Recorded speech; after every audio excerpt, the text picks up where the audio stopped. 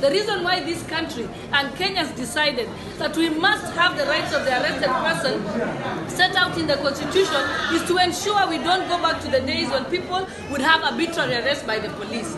One, the police had no business going to arrest someone at 1 o'clock in the morning. She's a senior citizen in this country. It is possible to summon her and she can go voluntarily to the police station.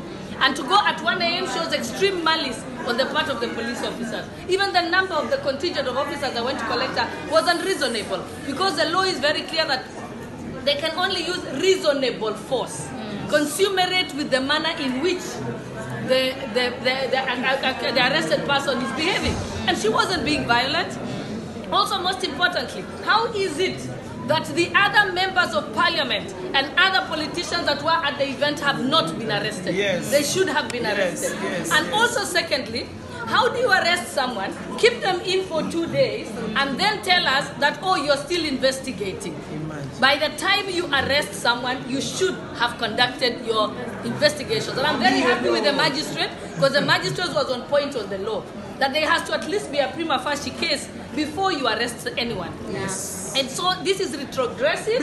Matiang'i will go down in the history of Kenya as the one who took us to the dark days of the Nyayo era, when we used to arrest people arbitrarily at night for no purpose at all. Yes. Also on this extra point, we need to ask our issues that we should say is that we should beg the judiciary. The judiciary should not agree to be used to settle political scores. Because the judiciary should know that no one should be held unless they have already have a case established against the person. And the last one is, I had a comment from the prosecutor who said that they are keeping Aisha Jumwa inside the cells for her own safety, because they are worried that the world out there is volatile. That is complete, utter rubbish. Because the work of the police is to protect us and to protect the member of parliament. We don't put you in the cells to be protected. Yes, thank you. Thank you. Look at the clips going around. Actually, Aisha was being attacked by hooligans.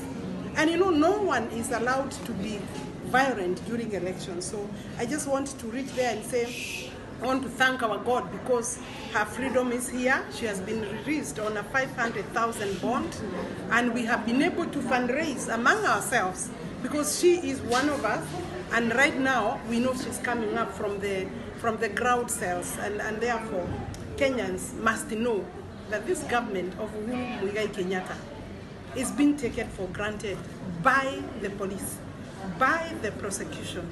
And these are things that we said no. You know, we are being taken back to the dark days when people were killed without answers. We are being taken back to the days when people like Bernard Chunga and the rest, you know, the Nyayo chamber, torture chambers, all these kind of things.